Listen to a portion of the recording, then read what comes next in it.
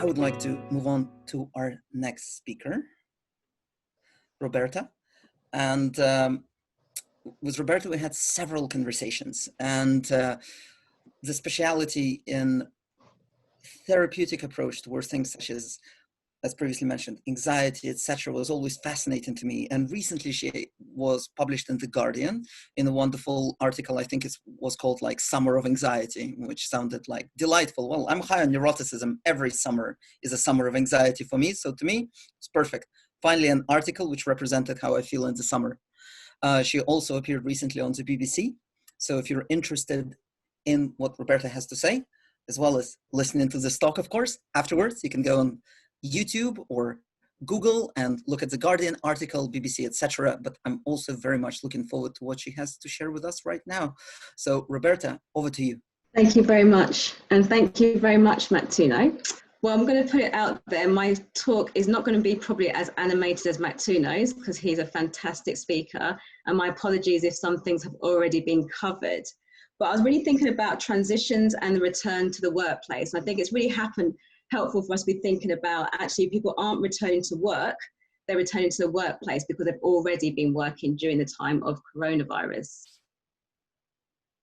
So I'm really going to be thinking about a psychological understanding of transitions, but also really an opportunity to think about the task of mourning during transitions. And I think often when we're thinking about movement and going forward and change processes, we often look at losses as something that's very difficult or something that's denied. And we're also going to be thinking about how to manage the task of returning to the workplace. So the first part is really just reflecting on working during coronavirus. And the second bit is thinking about anxiety in the workplace. And I think also being a psychologist and a psychotherapist, anxiety is one of my core things because it's at the root of nearly everything. It's our first emotion, if you like, if we experience as babies, the anxiety or the fear of annihilation, because we're not sure if we're going to get fed and survive or if we're going to be left to die. So it feels very dramatic, but it's a really core primitive emotion that we sit with on a daily basis. And the third part is going to be really thinking about mourning and loss, and then thinking also about adapting and making sense of the new normal. So if you think about working during the coronavirus, we're really thinking that the coronavirus is so unusual in the sense it's really insidious, it's very pervasive, and it's very persecutory. It's something unseen, but it's everywhere. And it really represents a significant source of threat. There's lots of negative transference and traumatic neurosis, and a real sense of fear of death or annihilation. And the current pandemic is unprecedented, and it impacts on our society and our world in a way that we didn't really think about, that are both conscious and unconscious, and everything has been affected. And I suppose the interesting thing about it is that it really highlights a really painful breach of our personal, our social, and our global sense of safety and security. Our attachment base, our sense or our framework of what life or normal is has been totally taken away. And the anchors that we have to mark time, to mark passages, to mark events have gone. But it also demonstrates that on some level, we shared a denial of the risk that a pandemic could threaten our humanity. We're quite narcissistic in our terms of our invincibility. I suppose the presence and the impact of coronavirus has also highlighted the importance of the relational, the social, the political, and the global context and the task of work. And the reality is that change fatigue is real. And what we have been knowing is that we are in a constant state of change at the moment. So if you think about from a psychoanalytic perspective, the psychic material, what has coronavirus really kind of brought up? And the realization is that coronavirus and the lockdown have given us a shared awareness of our humanity. The generic memories are present and they're really intensified due to the lack of unusual conditions. And the things that we're really having to deal with are a sense of threat. We're also having to deal with danger, but also a sense of being intruded upon, violated, persecuted, or attacked. There's nothing safe, but also quite a lot of shame and guilt. We're also thinking about traumatic experiences, so traumatic illnesses, abandonment, a sense of rejection, bereavement, loss, and anxiety is about failure, hopelessness, helplessness, and also contagions in terms of contamination, not having a choice, feeling trapped, being overwhelmed, but also being concerned with the welfare and health of ourselves, other people around us, but also being confronted with a sense of death and destruction. And the interesting thing is that actually a lot of the psychic material comes up in dreams. We're talking about coronavirus dreams, where we see changes in sleep patterns, but also changes in the energy that we expend on a daily basis. But we're thinking about the dream content and tone is really, really affected by what's happening in our day-to-day life. I suppose dreams are so interesting because they're our brain's way, if you like, of working out emotional problems and trying to work out what's happening and make sense of things. And the more anxious we become, the more vivid the dream images become. I suppose part of our dreaming is to help us prepare for adversity. And the reason why I brought it in is because it's not something that usually comes into the organisational world, but we need to be thinking about the collective experience, which can both be conscious and unconscious. So as you all probably know, we are living in a VUCA world at the moment, which is volatile, it's uncertain, it's complex, and it's ambiguous, and it's in the constant state of change.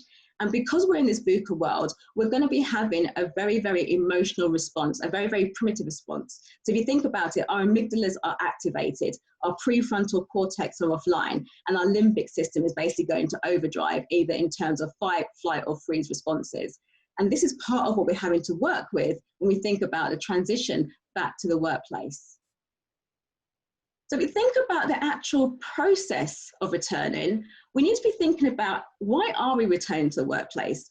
Because I suppose part of the confusion or the difficulty or the resistance to doing this is because there is no one single reason. And going back to work is not always seen as in our best interest, especially from a health perspective, but maybe something economic, or maybe something out there that we can't relate to. And I suppose PESTLE offers us a way to review the macro environment that can shape or influence a business decision. And we need to be taking into account the political elements, the economic elements, the social elements, the technological, the legal, and the environmental.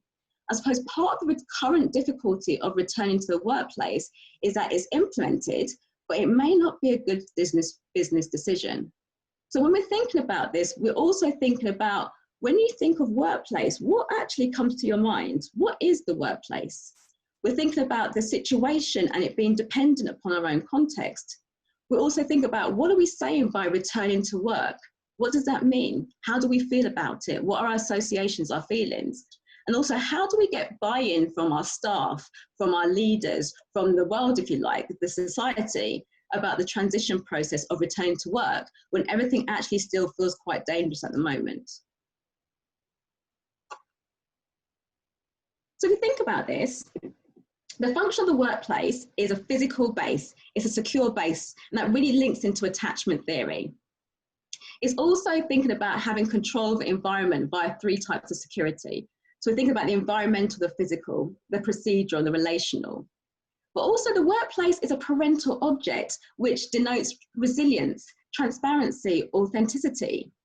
But it also gives us safety. It gives us safety in terms of meaning of our work, but it also gives us safety with regard to the staff relationship with confidentiality and authority.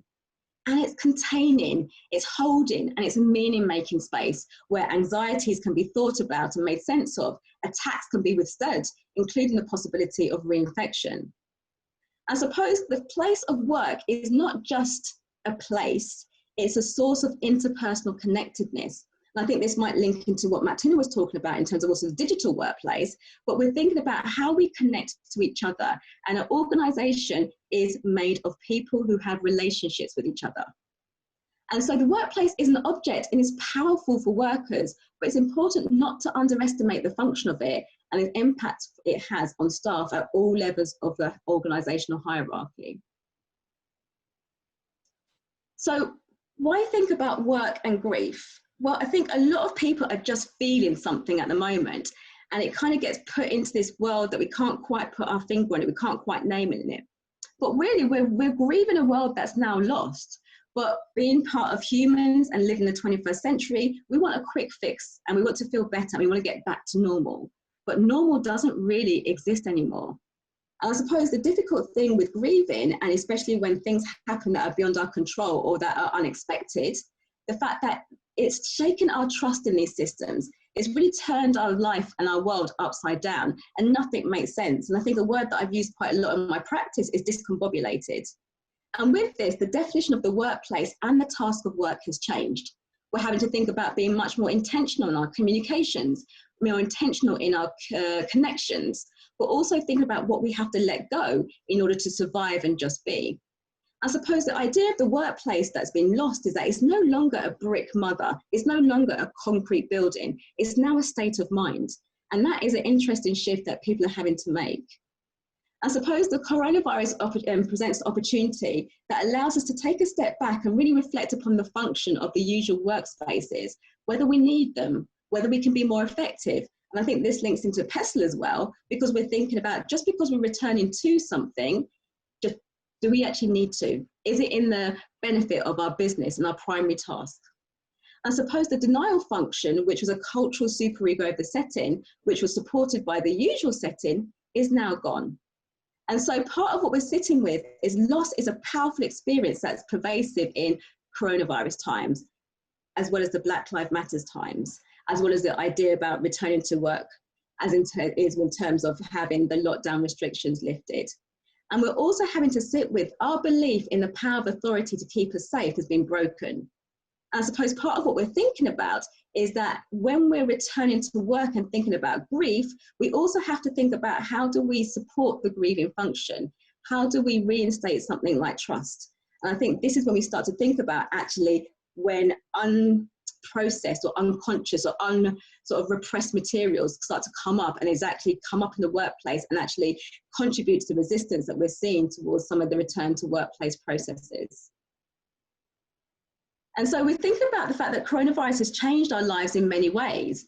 And I suppose, like I was saying, it led to a series of losses, which kind of range from our sense of safety, to our social connections, to our financial security, even to our sense of self and our purpose.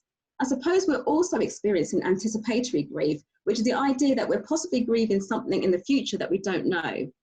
And this all provokes anxiety, stress, and sadness, but it's also a time of collective sorrow, which is incredibly powerful. So if you think about this, one model which I think is really helpful is thinking about the bridges model, because the reality is change is not the problem. It's the transition from one state to the other, which is the problematic bit. Because the transition from one state to another involves letting go and approaching the unknown, and we don't do well with uncertainty.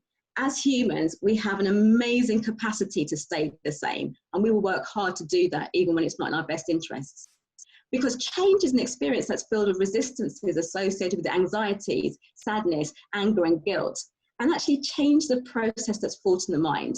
And that's why I think psychology has such an important contribution to make to the idea about transitions, because we're dealing with people and processes, not necessarily concrete beings. So if we think about the resistances, we're also thinking about the defense mechanisms that are activated. And I suppose anxiety and sadness and anger and guilt, because I think guilt and shame are also things that come into the transition process that we're not very good at thinking about, are unpleasant inner states that we want to avoid at all costs. I suppose anxiety acts as a signal to the ego that things are not going right. And so the defense mechanisms are the mind's way of coping with difficult feelings and are unconscious. And the interesting thing that happens is that they can happen at any level, either individual, team, organization, the community, the country, the world. And it really links to Freud's topographical model of the personality, which looks at the id, the ego, and the superego. And we're also thinking about the 3 types of anxiety, like neurotic anxiety, reality anxiety, and moral anxiety. So these are some of the defense mechanisms that you might be seeing in the transitions or any discussions about returning to the workplace. Denial, regression, acting out or even acting up, disassociation, splitting or compartmentalization, projection and reaction formation. And you may also see repression, displacement, intellectualization and rationalization, but also undoing. And at that, so the more mature end, you're looking at sublimation, self-assertion, suppression, because it'd be compassion, compensation, altruism, anticipation, affiliation, and self-observation. And with I think the mature defense mechanisms, they're ones that we can really actually utilize in terms of helping us to understand what's going on and have a different change process. So think about returning to the workplace, what comes to our mind? Well, we're also thinking about the paradoxical theory of change, which is you cannot begin to change anything unless you face what you really are facing. And so I think the importance of naming the practical and emotional reality cannot be underestimated. And a huge part of the change process is naming something. All change starts with an ending and ends with entering the unknown, which comes with anxiety and sadness. But part of this is that we have to be clear about what's ending, what will change, and also who will be impacted. And I think for me, the Johari window can be a lovely way of thinking about actually people's responses to the change transition, because actually we want to be thinking about things we know about ourselves in terms of our thoughts, our feelings, our beliefs about it, things that we might be hiding that we know, but we don't want other people to know, because it could be like the emperor's new clothes, where this is supposed to be a good thing, but actually it's not really in our best interests. It might be things that we don't know, but other people see, or we might be blind. And so I think part of the transition process is about how do you bring together all these different parts of being into a very cohesive place. I think from a client position, we've been very split in terms of paranoid schizoid position, because part of coronavirus and part of digital working or remote working has been fragmentation. And part of what we're thinking about reintegration, which is a quite scary experience, because we're having to get in contact with feelings like guilt and shame, in terms of some people may have survived the furlough process, some people may have been made redundant, but it comes from a myriad of feelings that need to have space and need to be considered. And as you're all aware of the Tuckman model of the forming, norming, storming, and performing a journey stage, we need to be thinking that we're not going back to anything, we're going forward to something. And that's really important, because we're talking about reintegration or integration. How do you bring back people who have been working by themselves for a number of months back into a workplace which actually doesn't actually resemble anything that they knew before? And so part of this is also thinking about the psychological work contract. I suppose the psychological contract of employment, or the real deal. You have your employment contract, the piece of paper that is written on, but you also have a mental, a psychological contract. I suppose this is a person's understanding of what they owe their employer and what their employer owes them. I suppose part of this is a belief about the nature and the process of the primary tasks and the mechanism of the organisation. I suppose the interpretation and understanding of the commitment of each party, the employer and the staff member, for example, within the workplace, can mean the link or the relationship between the employee and the organisation is complex. And both parties have a concrete or conscious and unwritten expectations which form the contract. I suppose when these expectations have been changed due to a VUCA situation like the pandemic, the boundaries or the interface between the two can be a source of tension and conflict. I suppose people's expectations may shift but aren't named. And if they're not named, they cannot be worked with. And if they cannot be worked with, we're going to see some more resistance, and we're going to see some more conflict and difficulties in this thing called the transition or the return to the workplace. So returning to the workplace will trigger emotional experiences. And these are really associated with power. Who is doing who and who's doing what for who? We're also thinking about privilege. Some people have been privileged to be able to work at home. Some people have felt that actually it's not what they want to do. We're also thinking about people's position within the organisation, but also their mental position within the organisation. What does it mean to be outside working at home when people are back in the workplace? We're thinking about trauma, because actually this has been quite a traumatic experience for some people. We also think about anxiety, sadness, guilt and shame. And the decisions, how are they made? But also whose needs are being met with the decision? And this is where transparency is so important. This is where responsiveness and proximity is so important.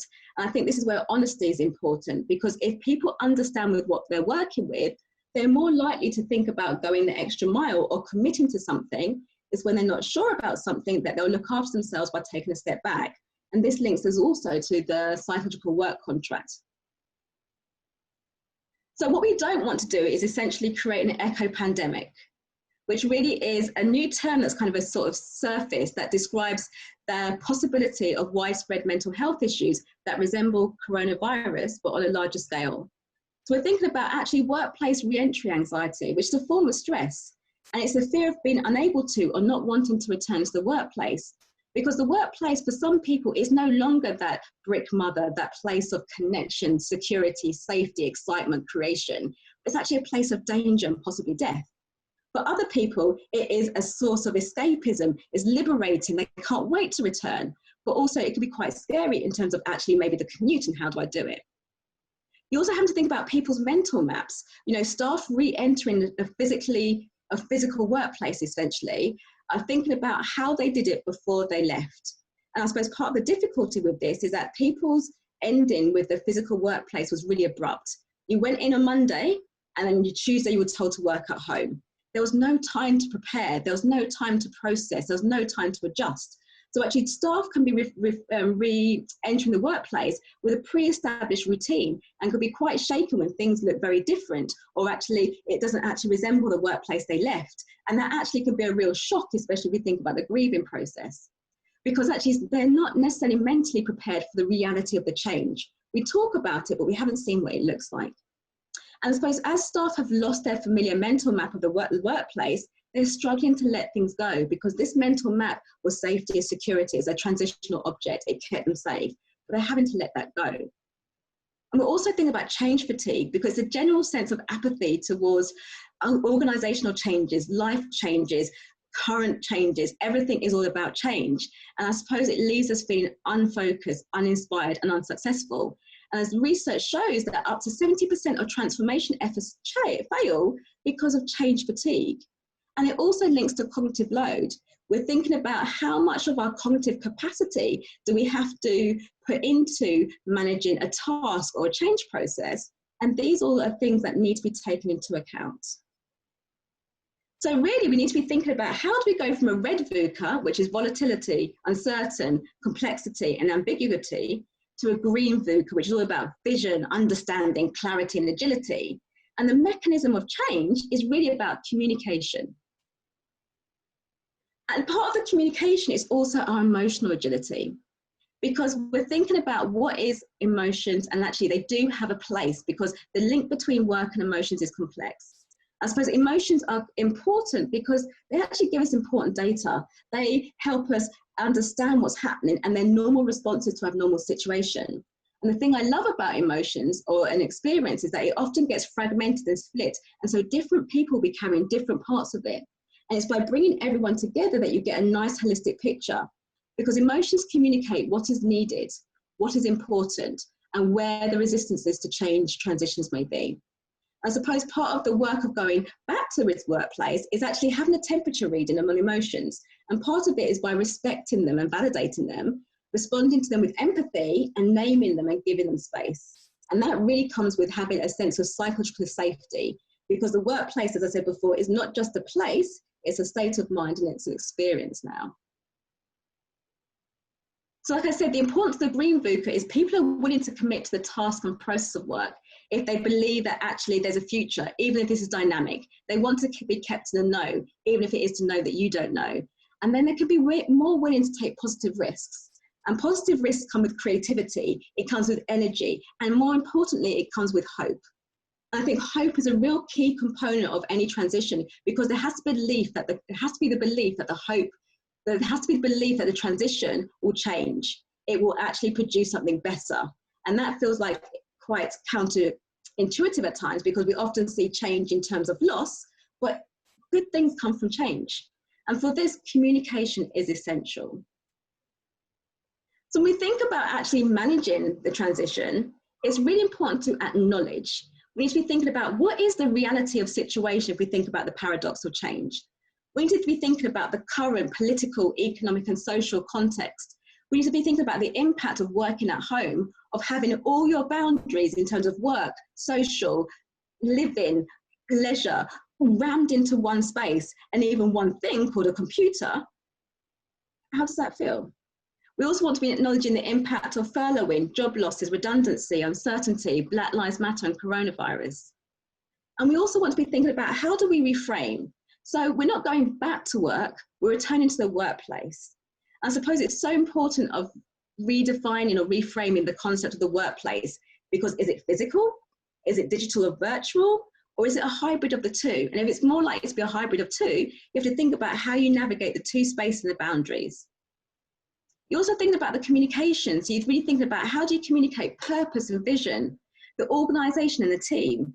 You're naming, and a big part of communication is making the unknown known, making the unconscious conscious because you can work with it then.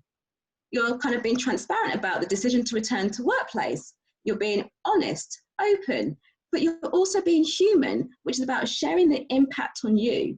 And I think this is where you think about reflective staff members, reflective practitioners, because we can think about the impact on the work and the impact it has on us as people.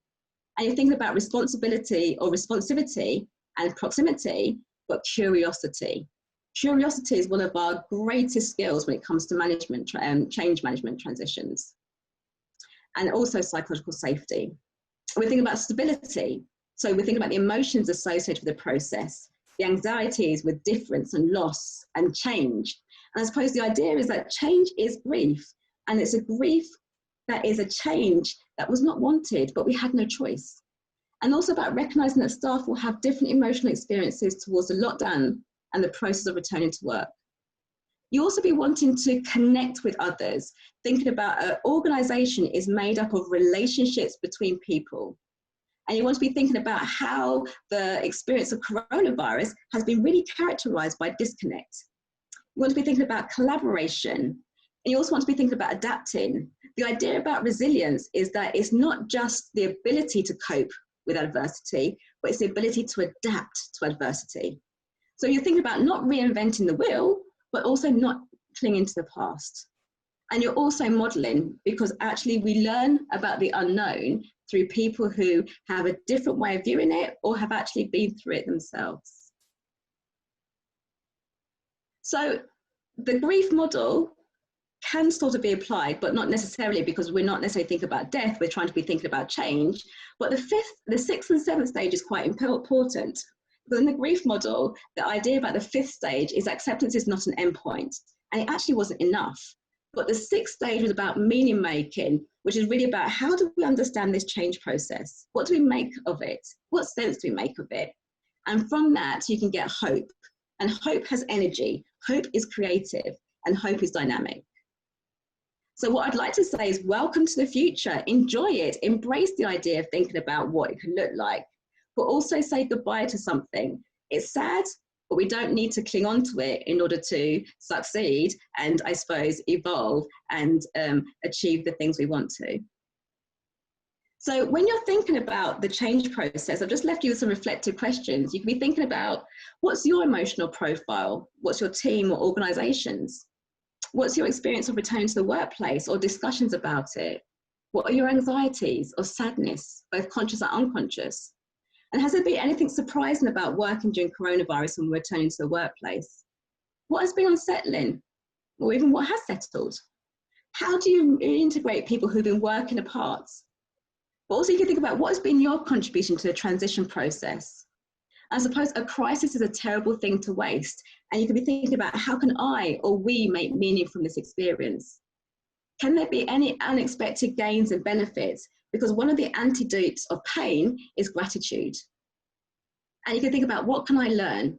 There's no experience that's wasted if you can learn from it. I suppose this leads us to the questions that how do we accept the pandemic with more post-traumatic growth rather than post-traumatic stress? And so my final thoughts are really that although the transition can feel scary, it can be quite exciting. But we have to think about it differently. We have to be creative, and we have to think outside the box. The reality is that we're only limited by our own imagination, which can be incredibly uncontaining, but also incredibly containing at the same time. And I think that's it for today. Thank you. Brilliant. Gotta love a little GIF at the end as well. Well, thank you so much for this going back to the workplace. And it was just wonderful to hear just what an importance you place even to choice of these words, because nothing like makes me see red more than this post of going back to work, which completely negates all this completely superhuman effort that we've been doing in order to actually be productive in this, as Michaela previously used the word shitstorm. Well, it's a clusterfuck of a shitstorm, excuse my language, but that's what we're kind of dealing with. Exactly. And well, it's just being honest. I'm very happy to say we have 15 minutes for questions. I kept to time. I know, it's fantastic. Clearly higher on conscientiousness than me. So excellent. So raise your hand if you want to ask a question. Or just feel free to unmute yourself, actually. So I'm just quietly melting, sorry. You're not the only one. That's why I have the background of the beach. Excellent. So any questions or thoughts? Oh, is there some in the chat?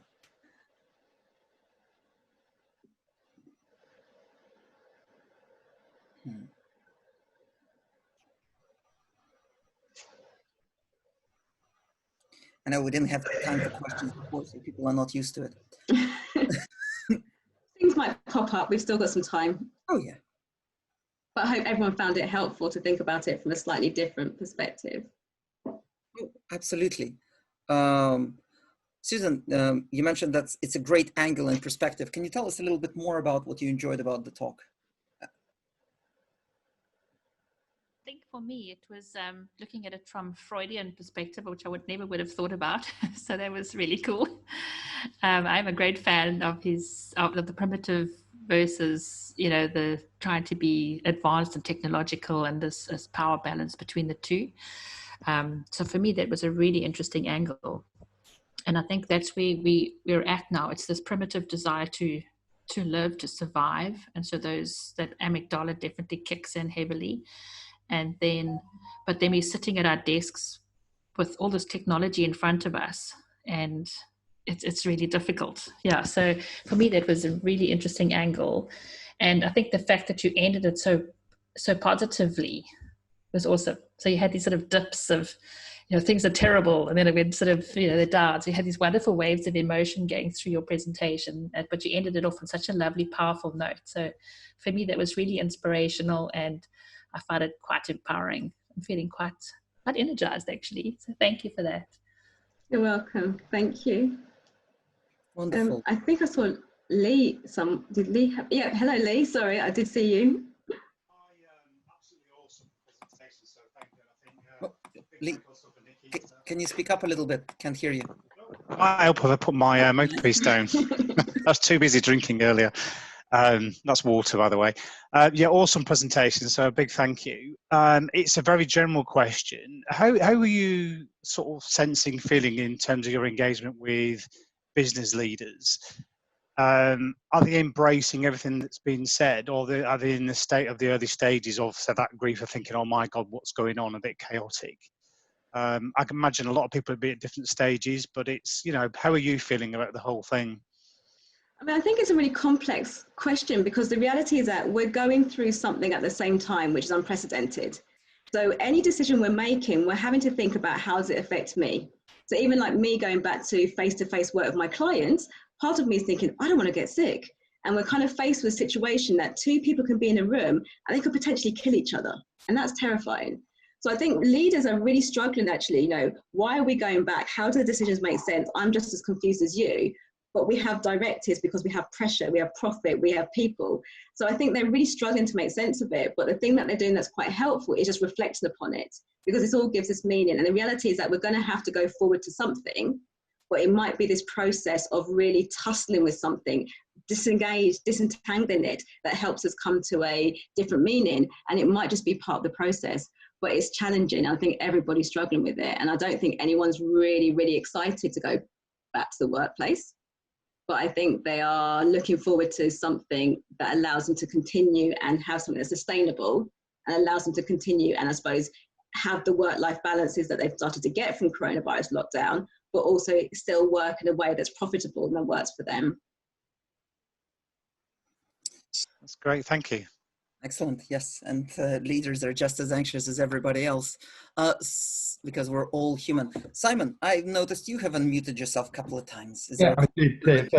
Thank you. I mean, wonderful. I've thoroughly enjoyed all the speakers so far today. I mean, the one thing that, two pieces to talk about is really glad to see such a positive message that we can go through this experience and come out with something which is better, not just for the business, but for the individual as well.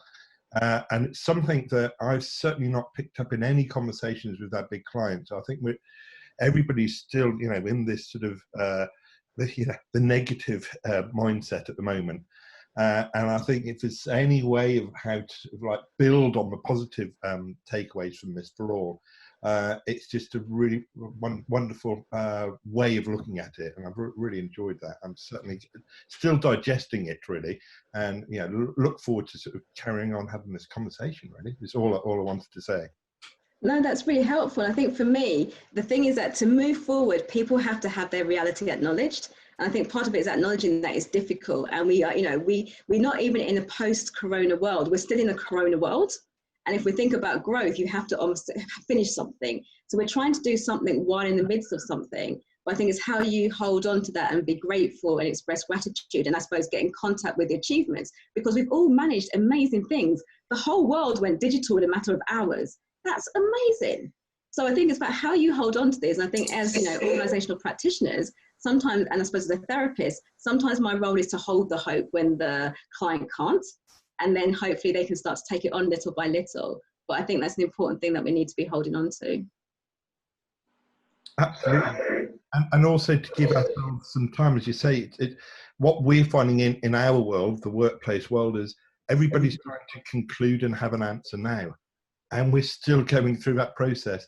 And I think, it's certainly in the UK, I think the government is at fault for trying to force people back to work just as a knee-jerk reaction.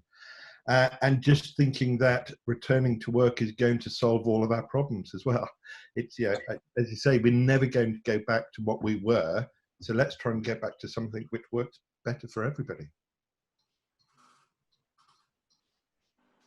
Excellent. And it was just so poetic to hold the hope even when the client can't. That was just so wonderful to hear. Can I dive in, Nikita? Is that okay? Go for it, Charles. Hi. So firstly, thanks very much. Again, fascinating and really informative, and another great dynamic on the whole day. So that's brilliant. And I'm also noticing there's some nice themes which are now starting to link together. With how to sort of look into the future and how to change, and also to start to unpick these feelings as well.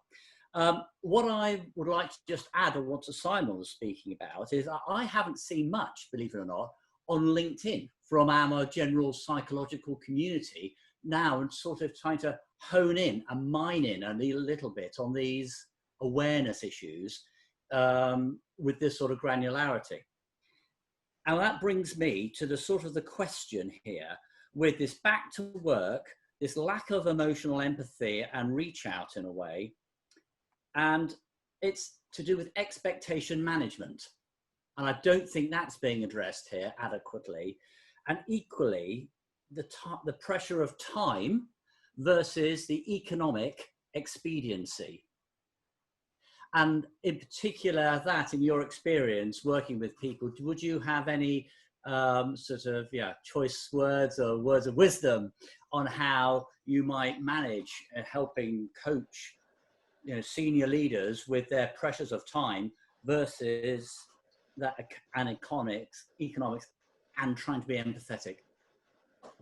I think the thing for me is that one thing that I've been working with a lot of senior leaders is having a space to reflect upon the impact of themselves. So I think a lot of senior leaders have surprised themselves about just how impacted they've been, because it's not anything we prepared for. So I've been working with leaders in groups to think about reflective practice, to think about how does this affect us? I think that's really helpful. I think the other thing is going from a perfect solution to a good enough, and also remembering that change is dynamic. Whatever we're starting will continue to evolve. And I think, like I said at the beginning of the presentation, we have a fantasy that it's an on-off switch, on, off, and we're going to return, everything's going to be solved. I think it's about allowing people to think about failure is actually learning about a way that didn't work. And so I think for me, a huge thing is about reframing and actually sticking with it.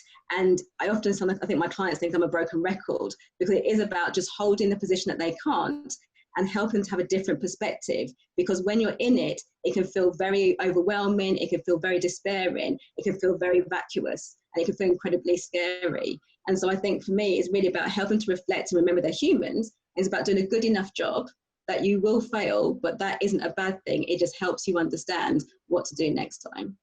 Great. That's perfect. Thank you very much. Excellent. Thank you, Charles. Such a wonderful question. And just one more question before we wrap up for a break.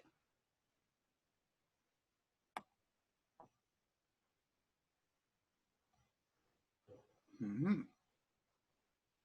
Well, I'd like to thank everybody for listening, because I know it's really, really warm. I like to say a lot, so thank you.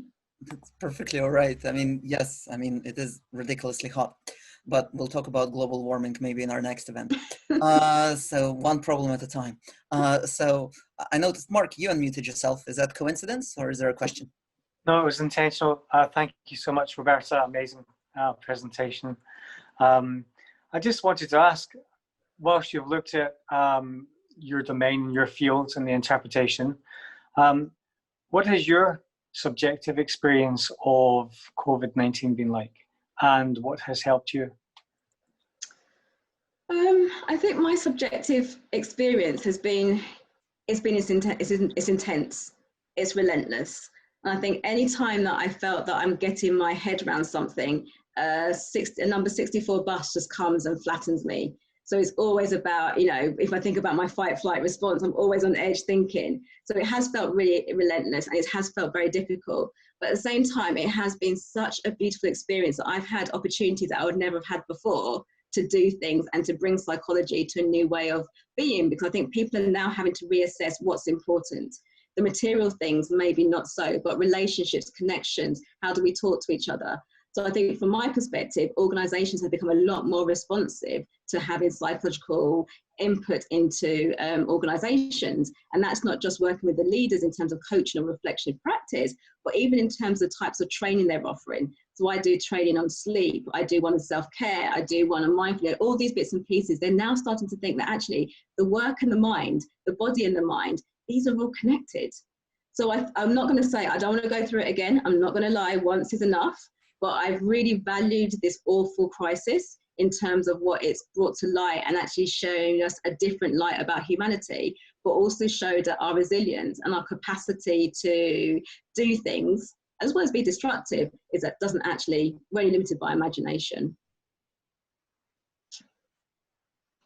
Thanks so much. Excellent. Thank you for a wonderful, and I'll watch out for the number 64 bus from now on as well. So just to wrap up this talk, we have a little bit space for reflection. So if we can log back into Mentimeter, and that's on menti.com 91 51 7, and just type in what are your key takeaways or take forwards from Roberta's talk. Just log into Menti and just type it in the chat box, or what Menti box. I don't know how those things are called. It's a box where you put some text in. Yeah, it is a hot day. Somebody needs to do some research on one's critical reasoning and weather.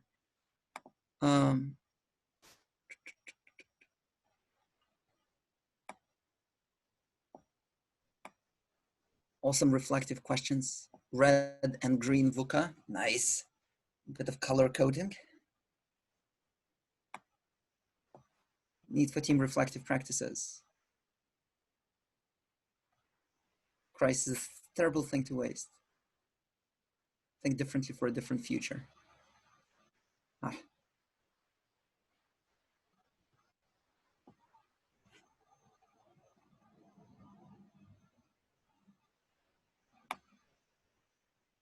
Psychology of change.